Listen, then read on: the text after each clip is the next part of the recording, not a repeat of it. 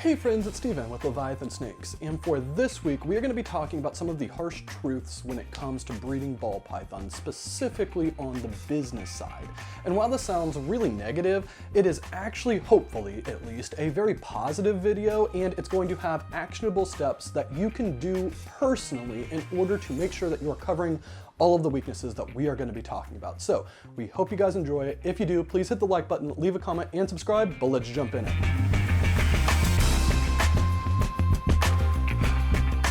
Aside from the animals themselves, when it comes to the reptile breeding hobby, I personally think that the sales aspect, the sales side of the hobby, is the most important factor in whether or not a breeder is going to be successful or if they're going to get out of the hobby altogether. Now, I don't think that it takes a whole lot of experience or a whole lot of knowledge to understand that if a breeder struggles to sell the animals that they produce, they very quickly will get overwhelmed by the amount of animals that they have to care for, and the costs associated with caring for a large amount of animals can very easily surpass the rent or mortgage that that person has to pay. So in the situation where a breeder isn't bringing in any money from the animals that they are producing, and they have $500, maybe $1,000 a month in rodent costs, I don't think it takes very long before they start thinking that the ball python market is oversaturated, or inflation is crushing everybody and because of that nobody's buying snakes, or just simply that the economic uncertainty going throughout the country and even the world is causing the entire market to be depressed. And while I do think that all of these factors can contribute to the prices that animals sell at or the speed at which they sell, there is nothing that any breeder can do about those aspects. So if a breeder who's struggling to sell their animals says all of those things and that's it, I think it's very, very likely that they are ultimately going to fail. But the breeders who look at themselves and they look at their business and they figure out what areas are they weak at and they find ways to address those weaknesses, those are the breeders who I personally think are going to be able to weather hard times and ultimately be successful. So for this video, we're going to be talking about 7 different common weaknesses that we see in breeders who struggle to sell their animals and what you can do about them. Very first weakness that we want to talk about is that it is very common for breeders to try to sell animals that are not really in demand. And I don't think that there's any single type of animal that is always going to be in demand no matter what. I think that 1, it changes on the year, and 2, it changes based off of the person who is buying that animal. And there's lots of different ways that you can break down the segments of the reptile hobby, but I think for a lot of new breeders specifically, a lot of new breeders are going to be selling to pet owners initially. They might have a couple animals that they'll sell to other breeders, but for the most part, they are going to be selling pets. So when you are selling pets, the person who is trying to buy a pet is wanting something that is beautiful, flashy, well-handled, and ultimately an animal that they can form a bond with. So if you are producing, let's say, really, really cool multi-recessive animals, but you're doing it double het to double het, the byproduct animals, the animals that you don't hold back, are going to be pos double het males, maybe some pos double het females. And when you are comparing a normal, essentially is what they look like, to a single gene banana, a pet owner almost always is going to be more drawn to the banana than they are going to be to the normal. And this doesn't mean that bananas are always going to sell no matter what and that you can get an amazing price for them. But I'm just saying that bananas are significantly more in demand to the pet market than a normal is. And if you're producing animals that look like normals, and that's the majority of what you're trying to sell, and you're struggling to sell the animals, that might be one of the reasons why you're struggling for your sales, is because the animals that you're actually producing just aren't in demand. My advice to overcome this is to make sure that you have animals that you are trying to sell for each given market that you are trying to target. So if you're trying to sell to pet owners at local shows, have some bananas, have some bells, have some inexpensive pied combos. Really, again, as I said earlier, bright, flashy, beautiful animals that are well handled. If they can eat frozen thawed, that's going to be a huge plus for this market, and they are inexpensive. I used to say $500. I personally now think that that's $300 and less for these pet level animals. And I think that if you just do this and go to some local shows, you probably are going to see some of these animals sell. The second reason why some breeders struggle to sell their animals is that they are unwilling to put in the work required to market themselves, market their brand, market their animals before it's time to actually sell those animals. And when this happens, an analogy that I've used in the past is that if you have a ball python collection, but let's just say you work full time, you have 2 or 3 kids, you have other commitments, and you just don't have enough time. And because of this lack of time, you just decide that you are not going to clean up after any snake ever. It is what it is, essentially, what this breeder would be thinking. And ultimately, maybe a month, 2 months, 3 months down the road, their animals start getting sick. They get infections, they get scale rot, they get respiratory issues, and some of those animals die. This is terrible, but anybody who is in the hobby and knew what was going on with this specific breeder wouldn't be surprised in the slightest, because they knew that that breeder wasn't willing to put in the work to care for their animals properly. So when a negative consequence ended up happening, it was almost inevitable. And I think that the same type of analogy can be applied to sales. If you have a ball python business, but you don't put in any work to market yourself online before you have animals to sell, and then you have a clutch or a season of babies, and nobody wants to buy them because they don't know who you are, they don't trust you, and ultimately, even if you do have animals that they would be interested in, they would rather buy from somebody that they have formed a connection with because they want to support their friends and the people that they are passionate about. So because of this, I think it is so important to market yourself immediately, to put in the work doing it. But when it comes to the advice for this weakness, I think that there are some minimums, and the minimum is that I think that every single breeder should be active on at least Instagram. I think Instagram is the easiest one because you can post pictures and videos, where pretty much every other platform you need to post videos on it, and videos are harder to do. So on Instagram, the bare minimum is 3 times per week is what I think people should be organically posting on Instagram, and you should be engaging with the community. You should be going to other people's pictures, other people's posts, liking, commenting, starting up conversations in their DMs, so that way you can build those connections, build those relationships throughout the community. But if you're just doing the minimum, you're probably still going to struggle to make sales, because there are so many other amazing people in the hobby who are doing way more than the minimum. Ideally, I think that a breeder should be posting every single day on Instagram, and they should have some form of video that shows off themselves as a breeder. So you could do this through a YouTube channel, you could do this through a podcast, or something that I think is really, really cool that Chris Eaton has kind of promoted with the 15 Minutes of Lame competition, are like short form, funny, comedy style videos that are done as Reels or TikToks or YouTube Shorts. And somebody who actually hasn't been on 15 Minutes of Lame that's doing an amazing job with this is Kat and Roe from Inked Lady Morphs. They have some amazing, really, really funny stuff that shows off their personality, and I think that it makes it very easy to connect with them, and it lets you build up that relationship with that breeder. So ultimately, if you have an avenue like this where you can show off the animals that you're working and you can show off yourself, you can attract people who like you and want to support you once you have animals to sell. Weakness number 3 that can lead to struggling sales is that the marketing efforts that the breeder is doing are just ineffective. And this can be a really hard pill to swallow. The idea that you could have a breeder who posts every single day on Instagram or TikTok or Facebook or YouTube even, and they never gain traction because the content that they have is so bland, boring, unoriginal, or just so low production quality that nobody pays attention to it and it just becomes noise in the background.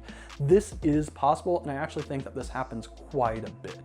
And it is something that we probably deal with ourselves at some point, because it is really, really hard to consistently make great, engaging, amazing content week after week after week, and especially every single day if you're posting every single day. So when it comes to this specific area, I think that the best ways that you can go about making your content more engaging and making it more effective is, one, to identify who exactly are you trying to target. Are you trying to target pet owners? Are you trying to target new breeders? Are you trying to target the people who are willing to invest large sums of money into their business? And then once you find that specific target market, find ways to bring that specific market value. So if you are primarily targeting pet owners, at least initially, and you are making a ton of videos about the tax benefits of having a ball python breeding business, or the skills and strategies that somebody can do to build a strong breeding foundation, that content might be great, it might be awesome, but it's not going to appeal really to most pet owners. So if all of the animals that you end up producing are pet level animals, but all of your content is really geared towards enthusiast level breeders, you're probably gonna have a hard time selling your animals because there's a mismatch. The audience that you've attracted, they don't want the things that you have for sale. And the people who would want the things that you have for sale don't know that you exist, and they don't know anything about you because you never reached out to them. So I think once you identify your primary target market, finding content that brings them value, whether that value is educational, entertainment, or inspirational, I think all of those are great strategies in order to appeal to that audience and make your content more engaging, make your marketing efforts more effective.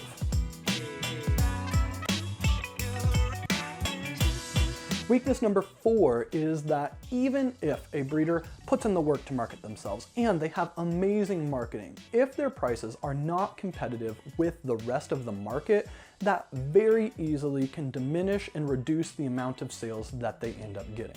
Now, I do think having a strong brand, having strong marketing can cause a premium to go on the animals that you produce, but if the animals that you are making are 2 or 3 times the amount of what they are for everybody else on the market, there's no reason for somebody to buy that animal from you. Realistically, if they can find somebody else that they trust who's willing to sell the same exact animal for 50% what you're asking for, that other person is almost always going to make that sale before you. Now, that doesn't mean that you can't have premium level prices on some of your animals, especially if you are 100% prepared to hold them back. But I do think that in situations like this, if a breeder who's put in the work to make amazing animals that fit the demand that they are trying to fill, they've put in the work marketing themselves so that way people know and trust them, and the marketing was effective and it was memorable so that way people know and want to support that specific business, that if they have competitive pricing, they most likely will end up getting the sale over somebody who just simply had the rock bottom price. As long as it's competitive, it doesn't have to be the lowest, but competitive. Weakness number 5 that ball python breeders have when they struggle to sell their animals is that they don't have a unique selling position for their brand. And when I say unique selling position, this is the thing that sets you apart from everybody else. And it is very common for newer breeders, when they are asked why should somebody buy from you, for them to say some variation of that they take amazing care of their animals, that they love their animals, that they're passionate about the hobby, and that they have great customer service. So my thoughts on this are that you have to have those qualities if you're going to stay in the hobby long term anyway. So this means that these are not unique, but rather the baseline. This is the minimum criteria that you have to meet in order to be successful in the hobby. So when it comes to the unique aspects about a business, I actually think that this is most commonly done through the branding. And I know earlier we talked a lot about putting in the work for marketing and having effective marketing, but this is really about the overall position of your brand. So if you have a brand that is designed to sell ball pythons to anybody who wants a ball python, you probably aren't going to be very differentiated from everybody else in the hobby. But instead, if you have a ball python brand that is specifically themed around the United States military because you're a veteran and that you do a lot of local support for veterans organizations, that will probably appeal to other veterans who are in the hobby, and therefore you will have a stronger, more memorable content to those people, and it will be much, much more likely that you can sell to other veterans way easier than you could sell the same exact animals to those same exact people if you weren't branded to be veteran focused. Weakness number 6, and this is actually the one that I personally feel like I struggle with the most, and that is poor salesmanship. So if you go to a local show, or if you go to a national level show, it doesn't really matter, and you have your setup all good to go, and you look around and you realize that pretty much everybody else, or maybe half of everybody else at that show, has better looking setups than you, that means you are in the bottom half. You are worse than average on at least the presentation of your salesmanship.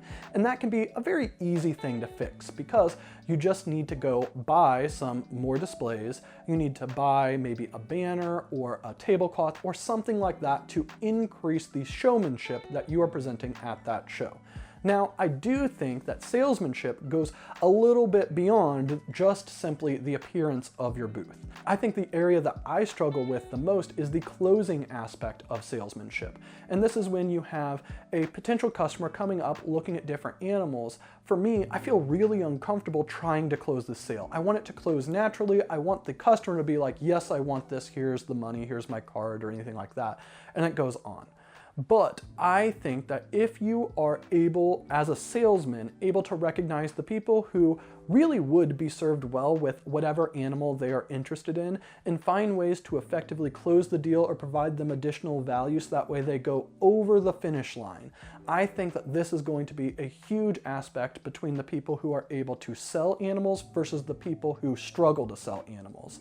If you have somebody who is looking at an animal, maybe it's $1,000 or something like this, and that they're like, oh, it would be really, really perfect for the projects, but it's kind of more than I was wanting to spend, I think that this would be a perfect time, if you were the salesman in this situation, to be like, look, I need to sell animals because I'm at the show, and I want you to have a great deal. I want you to have a great experience. If you're willing to pay for it right now, I would be willing to do $300 off or $200 off or something like that. So that way, that might be enough to bring it into their budget and be enough to get them to actually pull the trigger. And I think that salesmen who are able to do this like intuitively and realistically without feeling pushy, they are the type of people who really, really excel when you are at a show situation.